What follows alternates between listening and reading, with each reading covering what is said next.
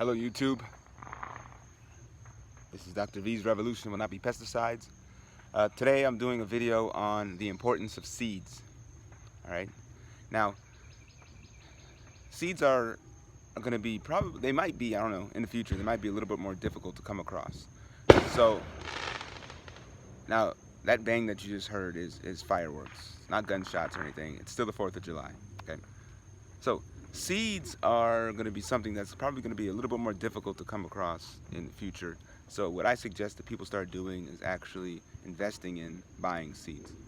Now, you can literally just go online and purchase a bulk of seeds, you know, packages upon packages of seeds for under $10, you know, and then you can purchase multiple packages at a better rate than that. So, and the packages themselves don't even take up much space. You could probably put it in some tiny little box and put it in some tiny little box and shove it in your garage or something, and then not even notice that it's taking up any space.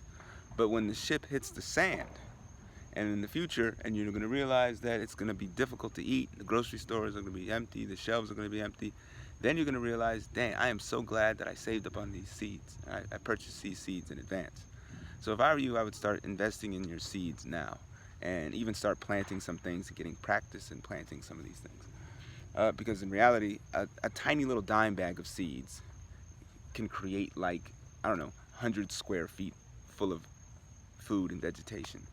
So this is very important that you guys start actually investing in seeds. Not only that, but whenever you're going to the grocery store or your kids are going to school and eating fruits or whatever, I would suggest that you tell your kids to save the seeds from the fruits that they're eating. You know, it's just one of the things it would do is for your children, I think it would just make them realize the importance of saving, make them realize the importance of preserving things and all that type of stuff. But another thing, I think it's going to be beneficial in the long run that we have an abundance full of seeds ready to go. So I suggest that people start doing that. And even in the plants that you are growing right now in your yard, I think that you should definitely make sure that you keep some plants to grow long enough to where they do produce seeds. Just one example of this is the radish that I have. Now I had radish growing right here in my in this little bed right here. Now most of the radish I ended up taking out, harvesting, and eating along the way. When I harvested the radish, they didn't actually start producing seeds yet. Now I didn't even know that, well, I guess I knew radish produced seeds, but I wasn't even really, I don't know, I wasn't really thinking about that. I just thought about the radish. It's kind of like when you harvest carrots. You don't think about the seeds that are coming up on the green part of the carrots. But yeah, everything produces seeds. Obviously, to reproduce itself, it has to do that. But I wasn't thinking about all that. So I decided I'm going to leave some of the radish in the ground and see what happens. Well, I did that, and then I started to notice that some of the radishes started to flower on the top. After they started to get flowers, I know that's a sign of pollination and reproduction, all right, like the birds and the bees. So I looked. After a little while, the flowers started to turn into these green little bulbs, and then the green bulbs started to turn a little bit dry. And once they start to turn dry, that's right around the time that the seeds are nice and ripe and ready to go. All right. Now, I've never done this before, but I'm assuming that these seeds for the radish might be ready at this point. All right. So look, this is what it looks like up close. See, this radish actually never even grew radish, and if it did, some mouse or something probably ate it. All right. I have other radishes that actually have bulbs that had better bulbs than that. This radish right here had a tiny little bulb, but it's like drying up now. It's not bright red like the other ones that I had. But this one never actually produced any seeds in it. But I have a myriad of seeds right here that I can harvest and save and plant in the ground. I don't even have to wait till next year because the climate is good enough, I think, right now to put the radish in the ground and get some more cherry radishes or radishes. Okay. Even these are some of the seeds that I've ordered online along the way, and some things that I plant in the ground, and gotten some fruits from. And I even save every year for my watermelons. I have an abundance of watermelon every year, so I always set some certain watermelon aside, because watermelon has a plethora of seeds in them. So I always set some watermelon aside and then just take the seeds. I eat the watermelon, obviously. I'm not going to waste the watermelon.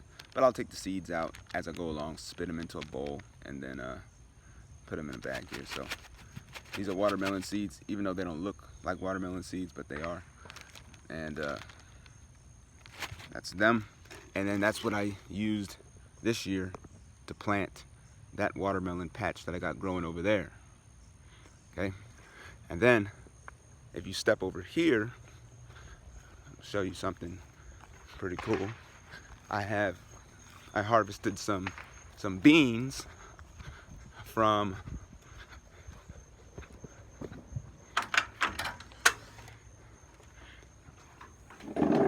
my garden as well, and I've just been separating them, laying them out.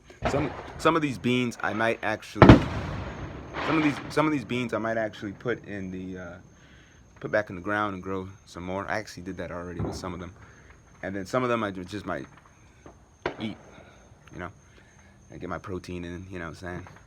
And then here's from my pumpkin plant. I fed the chickens the pumpkin, and then I took the seeds out. Not all the seeds. Some of the seeds are still in the chicken coop, but I have harvested some here.